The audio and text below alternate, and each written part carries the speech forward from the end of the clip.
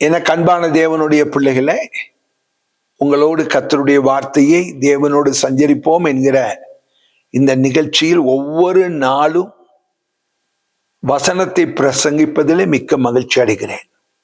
சங்கீதம் 145:18 இவ்விதமாக சொல்லுகிறது, தம்மை நோக்கி கூப்பிடுகிற யாவருக்கும், உண்மையாய் தம்மை நோக்கி கூப்பிடுகிற யாவருக்கும் கர்த்தர் சமீபமாக இருக்கிறார்.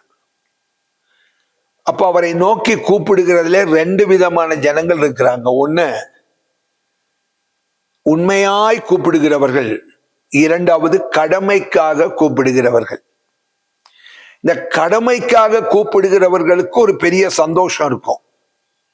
என்ன சந்தோஷம்? நான் ஜெபம் பண்ணிட்டேன் என்கிற ஒரு சந்தோஷம். நான் ஜெபித்து விட்டேன் என்கிறது ஒரு சந்தோஷம் அல்ல, ஜெபத்துக்கு பதிலை பெற்றுக்கொள்வதுதான் சந்தோஷம். நான் ஆண்டவர்கிட்ட காரியத்தை சொல்லிவிட்டேன் என்பது சந்தோஷம் அல்ல, ஆண்டவரிடத்திலே இருந்து பதிலை பெற்றுவிட்டேன் என்பதுதான் சந்தோஷம்.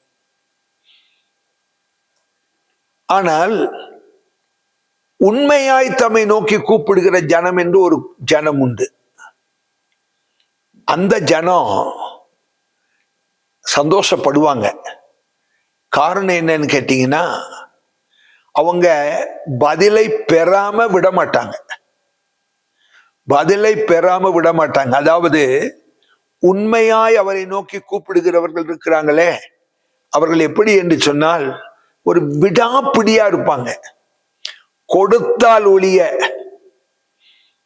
நான் உண்மை விட மாட்டேன்னு. ஜெபத்தை கேட்கிறவர் என்ன செய்வார்? அப்படிப்பட்டவர்களை ஒருவேளை அவங்க எதிர்பார்க்கிற பதிலை அவர்கள் பெற்றுக்கொள்வதற்கு ஏதாகிலும் ஒரு காரியம் அவர்கள் வாழ்க்கையில தடையா இருக்கும். அந்த தடையை அவர்களுக்கு உணர்த்தி அவர்கள் வாழ்க்கையிலே மாற்றத்தை உண்டு பண்ணி அவர்களை ஆசீர்வதிப்பார். அவர்கள் ஜெபத்துக்கு பதில் கொடுப்பார்.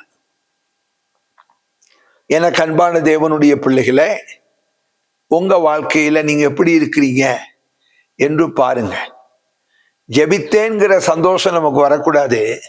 ஜெபத்துக்கு பதில் பெற்றுக்கொண்டோம் என்கிற ஒரு சந்தோஷம்தான் நம்முடைய வாழ்க்கையில நமக்கு தேவை.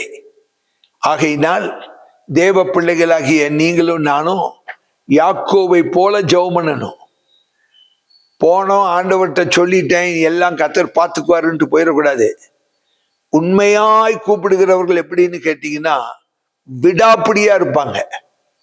விடாப்பிடியா இருப்பாங்க உண்மையாய் கூப்பிடுகிறவர்கள்.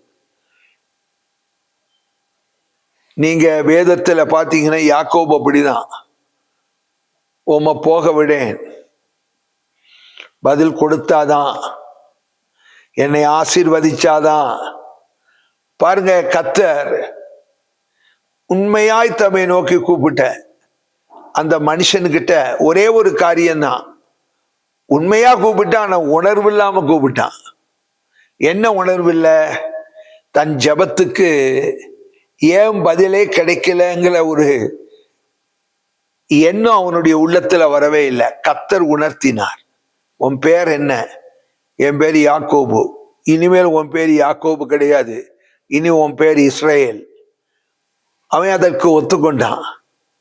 உண்மையாய் கூப்பிட்ட அவனை, யாக்கோபாய் இருந்த அவனை இஸ்ரவேலாய் மாற்றி கர்த்தர் அவனை ஆசீர்வதித்தார்.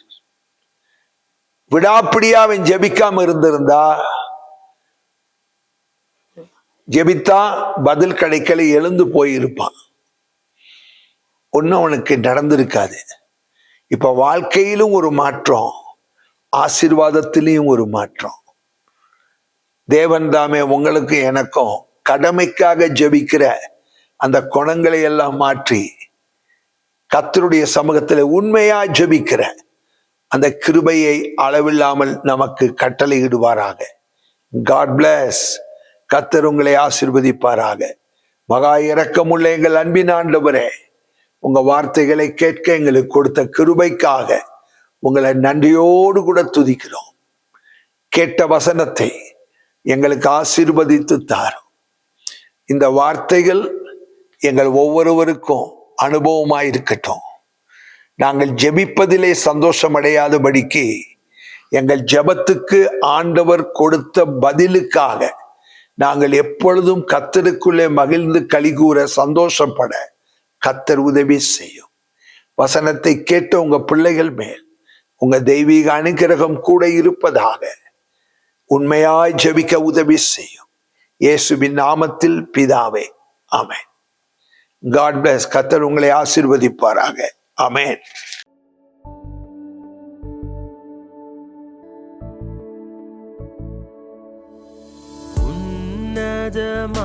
உன்னதமானவரே,